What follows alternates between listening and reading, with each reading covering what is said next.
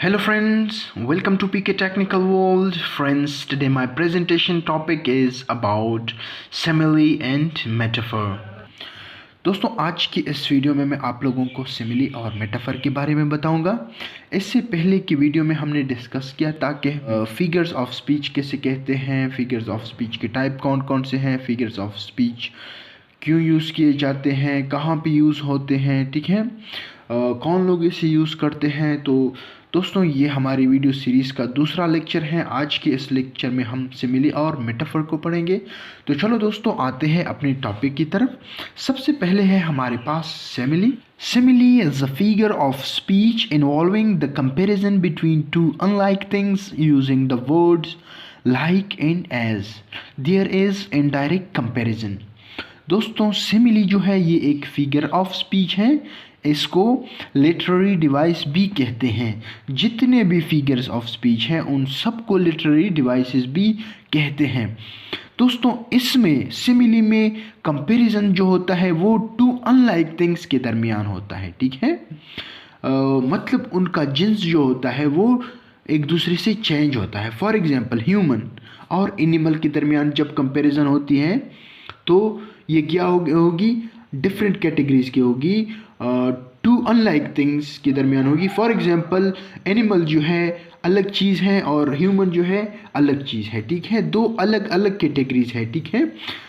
और इसमें क्या होता है कि इसमें दो वर्ड्स यूज़ किए जाते हैं कंपैरिजन के लिए। टू वर्ड्स यूज़ किए जाते हैं। फर्स्ट जो होता है वो लाइक होता है और दूसरा जो होता है वो एज होता है। तो जो कंपैरिजन की जाती है वो with the help of these words, मतलब लाइक और एज, ठीक है। और जो सिमिली होता है इसमें जो कंपैरिजन किया जाता है वो इनडायरेक्ट होता है।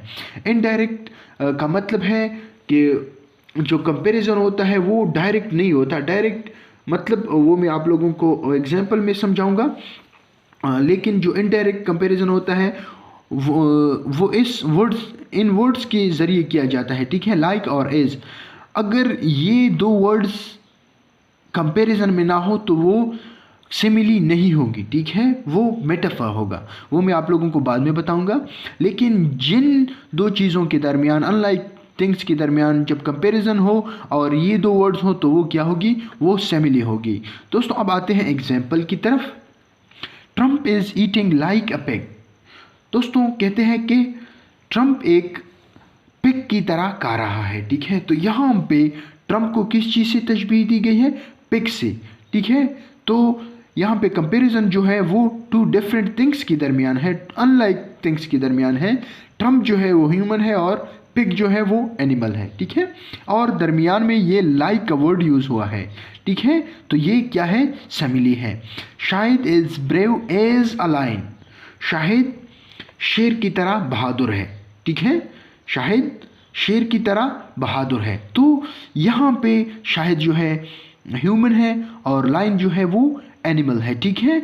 और जो एज है ये वर्ड है जिसके थ्रू इन दो चीज़ों को कंपेयर किया जाता है।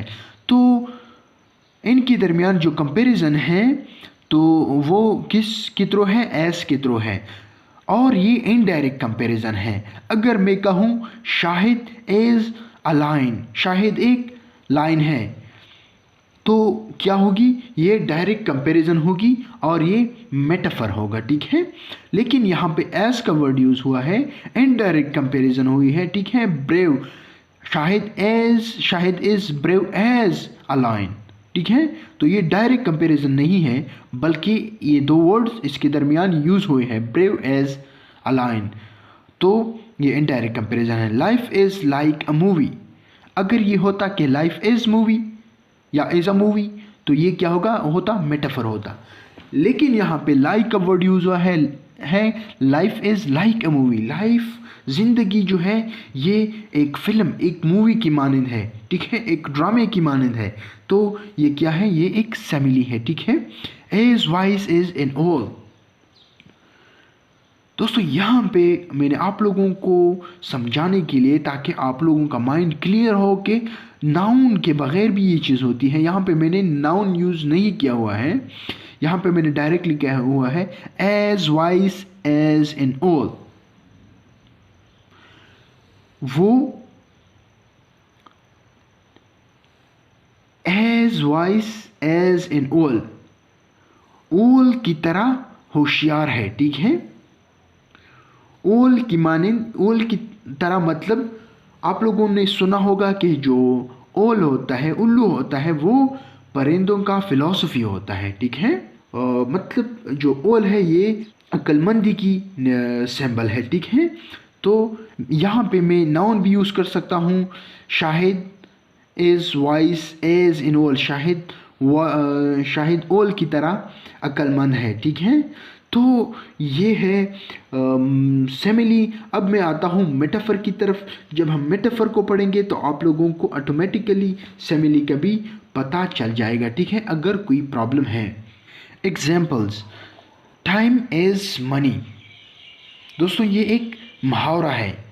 इसमें क्या है कि इसमें ना तो एस का यूज़ हुआ है और ना ही लाइक का यूज़ हुआ है, बल्कि टाइम को डायरेक्ट कंपेयर किया है किस चीज़ से, मनी से, ठीक है। डायरेक्ट कंपैरिजन है। तो ये क्या है, ये मेटाफर है।